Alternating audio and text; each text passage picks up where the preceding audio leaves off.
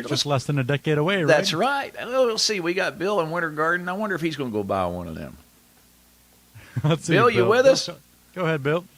I'm with you, but no, I won't be buying one. Oh, mercy. Well, it looks like you don't have an electric car yet. What you got? I have a 2015 Subaru Forester. It's a 2.5-liter engine. I love the car. I absolutely love the car, except my air conditioner has become intermittent. So when it's cold, it blows ice cold, real nice and everything. But as you're riding down the road, it just stops blowing cold air and starts blowing hot air. And it's back and forth, back and forth. Now, there's a couple things that can cause that. One of them is if there was a problem with the mode or blendors or something like that behind the dash.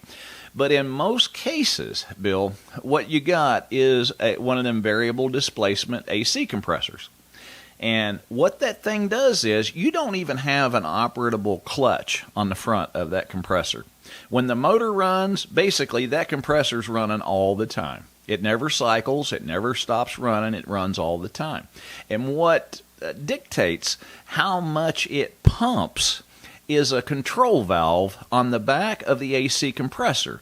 It's an electric control valve. And by restricting the flow, it will start, it changes how much pumping pressure the AC compressor can actually produce. And when those solenoids start going bad, or those control valves as they're referred to, you'll start it up and that thing may blow icicles. And then all of a sudden, after a little while, it'll just quit blowing cold at all. And that's a characteristic of that control valve.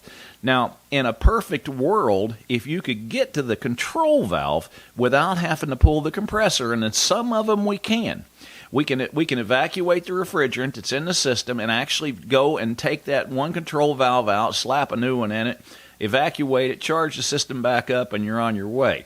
But in some cases, we do have to remove the AC compressor to get to it. See, logic kind of tells you. And see, this is what a lot of folks see. A lot of shops and a lot of dealerships don't even have this available to them. And the reason that I say that is a lot of folks don't even know that you can just replace the control valve and the compressor come right back to life.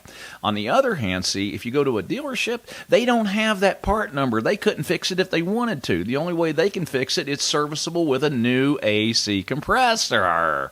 So in the wonderful world of the aftermarket, I can get the exact, whether it's made by Denso or Nippon or whoever, they're all made in China usually anyway. But the thing is, in our world, we can get just that control valve, and they're usually $100, $130. We throw that in there and you're back off to the races, as opposed to replacing the AC compressor, the dryer, and expansion valve, and every piece bolted to the AC system. And the difference could be $500 to $2,500. I mean, you pick which number you want. Let's go to the low end on that. Yeah, you see what I'm saying? At least you know there's something like that possible, and nobody's going to tell you that. They're just going to, you need a compressor, you need a dryer, you need an expansion valve, blah, blah, blah, blah, blah. The next thing you know, you got a list a mile long, and then some expensive refrigerant to go along with it, and you walk out of there with a huge bill. But if you have a variable displacement AC compressor, that control valve is most likely going to take care of all your problems, right. Bill. Okay. All right. Well, where is your shop located? We're in kind of in Winter Park. We're 1 mile west of I-4 on Lee Road. You can't miss it.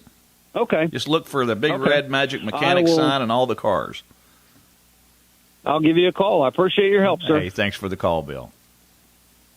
Okay. Bye-bye. And Bill, if you're looking for the exact address, it's 1432 Lee Road right here in Orlando. That opens up a line for you to call in right now to ask Larry